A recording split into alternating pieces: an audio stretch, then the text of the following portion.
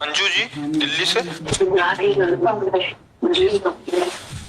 और जी, सारे प्रश्न खत्म तो हो गए हैं। क्या जिंदगी भर के पुराने भी पाप कर्म इस उम्र में खत्म हो सकते हैं? बोया गलत है तो अब अच्छा कैसे मिलेगा? राह दिखा दो। एक दिया सलाई लगाओ तो पूरी फसल भस्म हो जाएगी ना।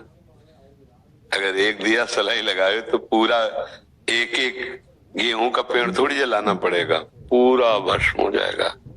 बस दिया सलाई जल जाए तो जैसे सर्दी और जल का संयोग हो जाए तो एक बार में भी नहीं जलती, नहीं, कई बार खिंचानी पड़ती और फिर जल गई और वायु उसको नष्ट न कर पावे, फिर कहीं भी आग लगा दो तो प्रज्वलित हो जाएगी। ऐसे ही हम जो बार बार नाम जप करते हैं ना, तो उस बार बार में एक बार वो नाम होगा। एक बार जिन नाम ली हित सो होए अति दीन, ताको संग न छाणई ध्रुव अपनो कर लीन। आर्त भाव से वो जो एक बार नाम निकलेगा, उसी दिन से भगवान तुम्हारा संग कभी नहीं छोड़ेंगे। प्रगट में अभी तो आप प्रकट रूप से तो साथ है ही। ये जो हम बार बार अभ्यास कर रहे हैं, मानो हम दिया सलाई को प्रज्वलित कर रहे हैं। जो हमारी फसल शुभ और अशुभ दोनों, ये जब तक रहेगी तब तक हमारा जन्म मरण नहीं रुकेगा। और दोनों भस्म हो जाए तो ये भगवान नाम से प्रभु का नाम जप करें। और अगर अब हम दुख नहीं भोगना चाहते तो दुख वाले पाप कर्म ना करें। आज से अब लो नसानी अब ना नशई हो। आज तक जो हुआ हो गया, अब हम आगे कोई पाप कर्म नहीं करेंगे।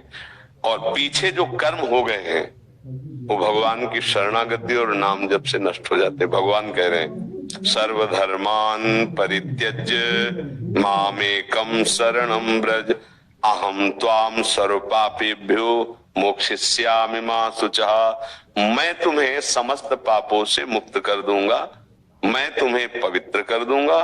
तुम मेरी शरण में आ जाओ, मेरे में मन अर्पित कर दो, मेरा नाम जप करो, मेरी आज्ञा का पालन करो, वो ठीक कर देंगे। कई बार हमने बताया कि जैसे मुकदमा में हम साबित हो गए अपराधी, जज ने मुझे फांसी की सजा दे दी, फिर भी राष्ट्रपति की एक जगह है जहां वो माफीनामे में यदि वो दस्तखत कर दे, माफ कर दे, तो सारी वकालत और जज के द्वारा जो सब फाइनल वो सब बेकार हो जाएगा। हम बच जाएंगे? नहीं बच जाएंगे, फांसी की सजा बच जाएंगे ना। ऐसे ही यद्यपि हमारे कर्म ऐसे हुए कि हमको दंड मिले, दुख मिले, पाप कर्म नाना प्रकार, लेकिन यदि अनंत ब्रह्मांडों के स्वामी भगवान हमें क्षमा कर दे तो हमें क्षमा कर सकते हैं। वो उनका ऐसा शासन है, उनका ऐसा प्रभाव है, उनके ऐसे स्वभाव है। तो इसीलिए हम भगवान के आश्रित हो जाए और उनका नाम जप करते हुए अच्छे आचरण करें और ये विश्वास रखें कि भगवान की कृपा से हम पावन हो जाएंगे। बड़े बड़े अधर्माचरण हमारे द्वारा भगवान से विमुख होने के कारण हो जाते हैं, पर वो सब पहाड़ के पहाड़ भी हो रुई और एक दिया सलाई लग जाए तो भस्म हो जाएगा। ऐसे ही हम एक बार सच्चे हृदय से भगवान की शरण में हो जाएं। देखो, आप भागवत में लिखा है, इस बात पर ध्यान दीजिए कि अजामिल बहुत अच्छा आदमी, एक कुसंग देख लिया, एक वैश्या और शूद्र का वो व्यवहार, तो उसके कामांध हो जाने के कारण बुद्धि खराब हो गई और वो अपनी सारी संपत्ति वैश्या को देकर उसी के साथ बड़ा पापाचरण जीवन। यमदूत लेने आए थे पर पुत्र को पुकारा नारायण, इसी से काम बन गया। भगवान के पार्षद आ गए और यमदूतों की यम फांसी काट के उनसे मुक्त करा दिया। बड़ा सुंदर प्रसंग है। जब पुत्र के बहाने नारायण बुलाया तो उसका काम बन गया। हम तो जानकर नारायण बोल रहे हैं, हरि बोल रहे हैं, राम बोल, हमारा क्यों मंगल नहीं हो जाएगा?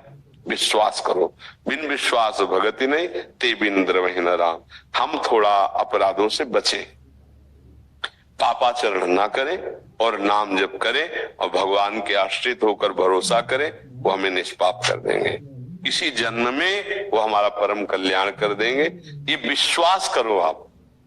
जैसे आप पाप कर्म पर इतना सत्य भाव रखते हैं कि हमसे गलती हो गई और वो है, जबकि उसकी सत्ता नहीं है, और भगवान तो है, भगवान तो बड़े कृपालु हैं, तो इन पर भी विश्वास करो कि गलती हमसे हो गई, ये कृपा करके हमको क्षमा ही कर देंगे।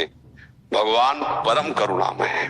अगर भगवान का स्वभाव कोई जान जाए परम सुख प्राप्त कर ले। उमा राम स्वभाव जे जाना ताई भजन तज भाव नाना।